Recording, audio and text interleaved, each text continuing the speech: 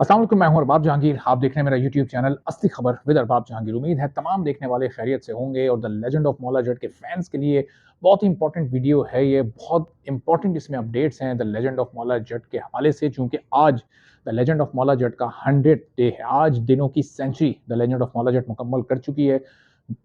13 अक्टूबर 2022 से जो सफ़र शुरू हुआ था, वो कल जब उसने अपने 14 वीक्स मुकम्मल किए, 99 दिन का सफ़र बहुत शानदार तरीके से मुकम्मल किया और आज जनाब सेंचुरी के बाद अब डबल सेंचुरी की जानिब ये पेशकदमी शुरू हो चुकी है। इन 100 दिनों में जो बिज़नेस हुआ है वो तो बहुत ही शानदार है और हर रोज़ आपको मैं उस बिज़नेस से अपडेट भी करता रहा हूँ। लेकिन इस 100वें दिन पर एक बड़ा इंपॉर्टेंट ऐलान होने जा रहा है और वो ऐलान होगा उस सेलिब्रेशन में जो कि जश्न के तौर पर 100वें दिन के लिए मनाई जाएगी। और ये बस ये 1-2 दिन में हो सकता है, ये इसी वीकेंड पर ये बहुत बड़ा एक इवेंट हो और उसमें पूरी फ़िल्म की स्टार कास्ट शामिल हो और उसमें ऐलान होगा कि चाइना में इसको कब रिलीज़ किया जाना है। एक चीज़ तय हो चुकी है और सोर्सेज़ से ये चीज़ कन्फर्म हो चुकी है कि चाइना में the legend of Maula Jatt जब रिलीज़ होगी तो वो चाइनीज़ में नहीं रिलीज़ हो रही, इसको डब नहीं किया जा रहा, बल्कि पंजाबी में ही रिलीज़ होगी और चाइनीज़ सबटाइटल्स के साथ रिलीज़ होगी। अब ये एक बहुत बड़ा रिस्क बिलाल लाशारी और उनकी टीम लेने जा रही है। क्यों?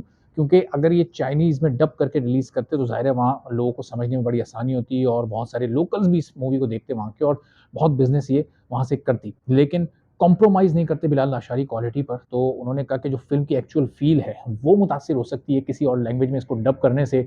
जो पंजाबी में इसका मज़ा है, तो वो मज़ा किसी और लैंग्वेज में आएगा नहीं। इसीलिए क्वालिटी ना मुतासिर हो, तो इसलिए इसको पंजाबी में ही रिलीज़ किया जाएगा। सबटाइटल्स अलबत्ता चाइनीज़ होंगे, तो फिर वहाँ के लोकल्स उन सबटाइटल्स के साथ देख सकते हैं। तो अब जनाब ये रिलीज़ अगर होती है चाइना में और रिलीज़ डेट का जो भी अनाउंसमेंट टीम करती है मिल बैठकर, साथ क्या उनकी डिस्कशन इस वक़्त चाइनीज़ के साथ चल रही है। तो अब ये आप सोचेंगे 250 करोड़ तो ये क्रॉस करके अब 300 करोड़ की तरफ जा रही है। और जब चाइना में रिलीज़ होकर अगर ये थोड़ी-सी भी क्लिक कर जाती है, इसको थोड़ी-सी भी नंबर ऑफ स्क्रीन्स अगर इसकी हंड्रेड्स में चली जाती हैं, तो इसका बिज़नेस यहाँ से डबल हो सकता है, डबल से भी ज़्यादा हो सकता है। लेकिन उसके लिए चाइना में इसको क्लिक करना पड़ेगा, क्योंकि अब अगर ये चाइनीज़ में होती तो ज़ाहिर है इसका बिज़नेस ज़्यादा होता, लेकिन चूँकि पंजाबी में ही रिलीज़ की जा रही है, डेट अलबत्ता ऑफ़िशियली अभी अनाउंस होना बाकी है। जैसे ही वो अनाउंस होगी तो उस डेट के बारे में मैं आपको अपडेट भी कर दूँगा। इंडिया में जो इसकी रिलीज़ थी ज़ाहिर है अभी इंडेफ़िनिट पीरियड के लिए पोस्टपोन है। अब ये 15वें हफ़्ते में अपने आ चुकी है। इसको रिलीज़ होना था 30 दिसंबर को इंडिया में, लेकिन नहीं हो सकी। अफ़सोस की बात है, चलें अब देखते हैं आगे होती है या नहीं। ये जो 15वें हफ्ते की इसकी कलेक्शंस होंगी इस वीकेंड की खास तौर पर, ये बड़ी इंपॉर्टेंट होंगी क्योंकि एक बार फिर इसको थोड़ा बूस्ट मिलेगा। हर जो इसका हफ्ता आता है उसमें कोई ऐसा नया और यूनिक रिकॉर्ड बनाती है, जब वो लोगों तक पहुँचता है तो फिर और ज़्यादा लोग इसको देखने के लिए जाते हैं। तो इस हफ्ते भी, आज भी आप देखें पाकिस्तानी सिनेमाज़ में इसके शोज़ हर सिनेमा में 4-4 5-5 शोज़ हैं, जबकि बाकी तमाम मूवीज़ के, चाहे वो अवतार 2 हो, चाहे वो ज़र्रार हो, टिच बटन हो या कोई और पाकिस्तानी मूवी हो, वो इश्क वो जो और जो दूसरी पाकिस्तानी मूवीज़ आई हैं, तो उनके सबके एक-एक शोज़ हैं।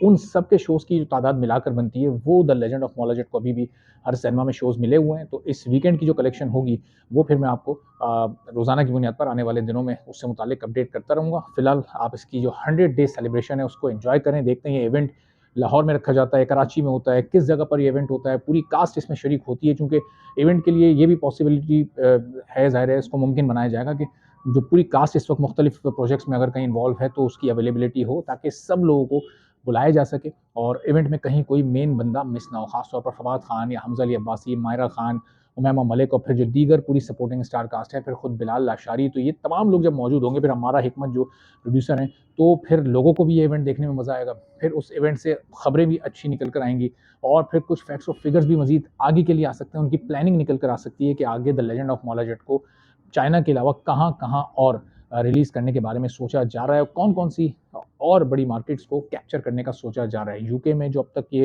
इसने एक तरह से आप समझें कि तबाही मचा दी है और वो सबको पता है किस तरह से इसने बड़ा शानदार बिज़नेस किया है और ना सिर्फ यूके में बल्कि और दुनिया के हर मुल्क में जहाँ-जहाँ ये रिलीज़ हुई, वहाँ बाकी तमाम मूवीज़ को इसने बीट किया है। अब जब 25 तारीख को, अब से 4-5 रोज़ बाद पठान जब आ जाएगी, तो आप सोचेंगे अपनी दिनों की सेंचुरी मुकम्मल कर चुकी है। अब यूके में इसका पठान के साथ कैसा मुकाबला होता है, ये देखना है।